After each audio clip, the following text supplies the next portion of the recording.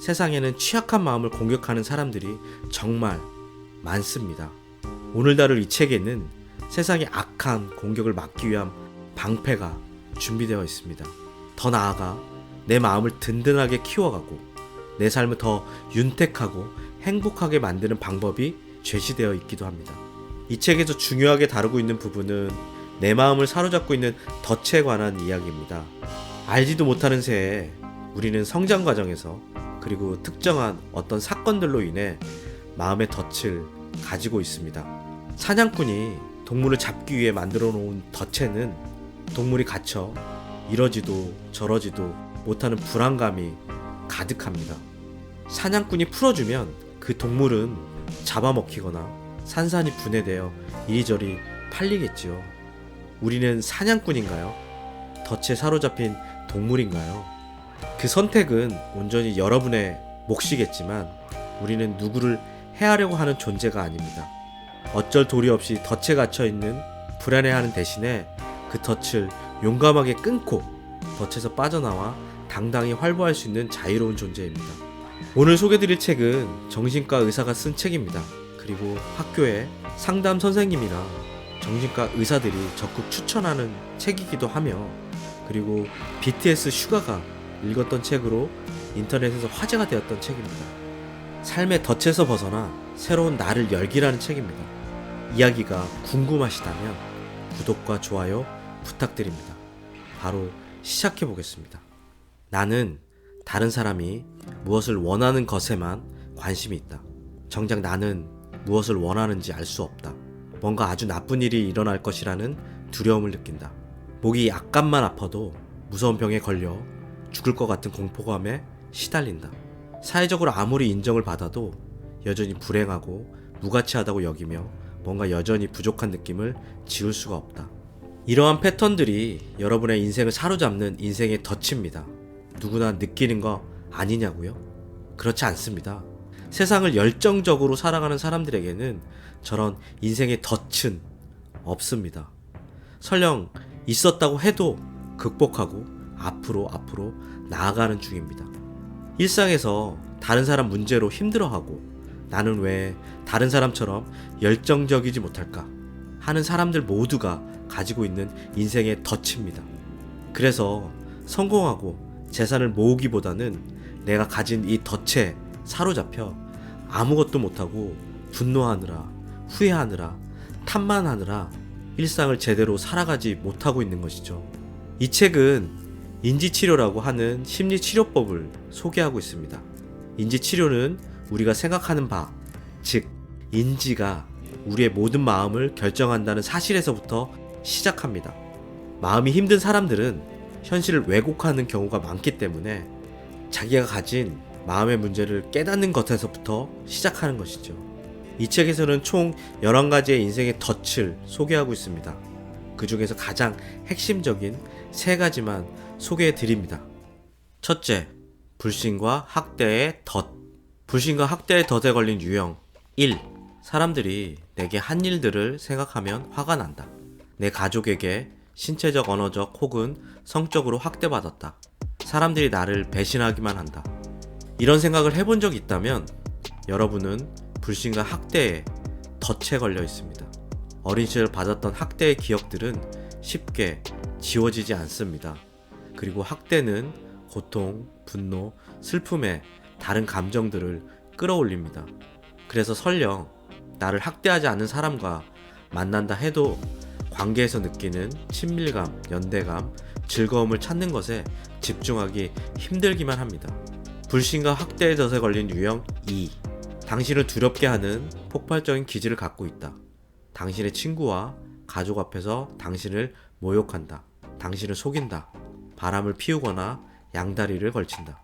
자신을 힘들게 하는 상대와 만남을 지속하거나 헤어지지 못하는 당신은 불신과 학대의 덫에 걸려 있습니다. 어릴 적에 학대를 받은 사람은 성인이 되어서도 학대를 하는 사람과의 관계를 맺을 가능성이 높습니다. 내 주변의 사람이 나를 아프게 하는데도 그 사람과 헤어지지 못하는 이유는 당신이 마음의 덫에 걸려 있어서라는 말입니다. 그 덫에서 벗어나기 위해서는 치료도 해야 하지만 내가 가지고 있는 마음의 덫을 깨달아야 합니다. 이렇게 본인 스스로 깨닫는 것이 바로 새로운 날을 열 수 있는 시작이라는 것을 기억하세요. 둘째, 취약성의 덫.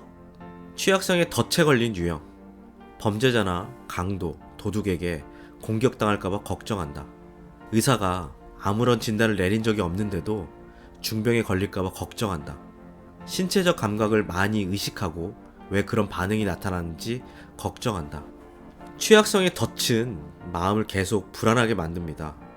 당장 어떤 일이 벌어지지 않았지만 나는 어떤 것도 할 수 없을 것 같은 마음에 불안함은 계속 커지기만 합니다.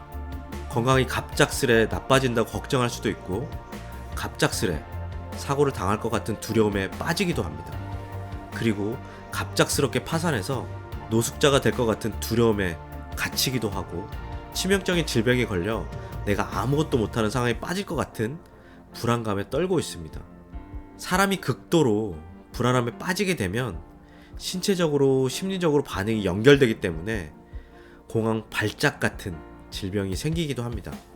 취약성의 덫에서 벗어나기 위해서는 내가 무엇에 공포를 느끼는지 목록을 만들어야 합니다. 그리고 그 공포감에서 벗어나기 위한 방법들을 찾아보고 실행해야 합니다.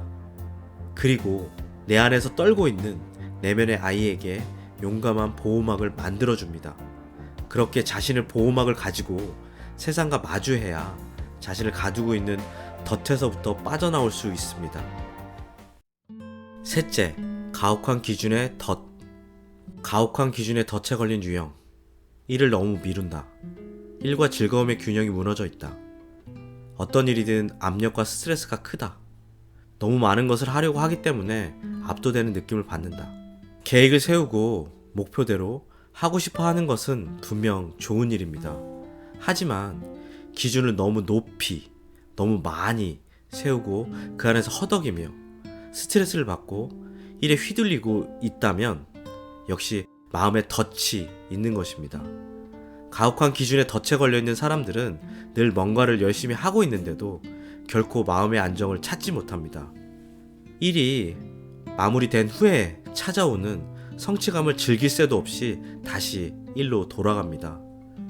일단 내가 무엇을 하고 있는지부터 목록에 적어보는 게 좋습니다.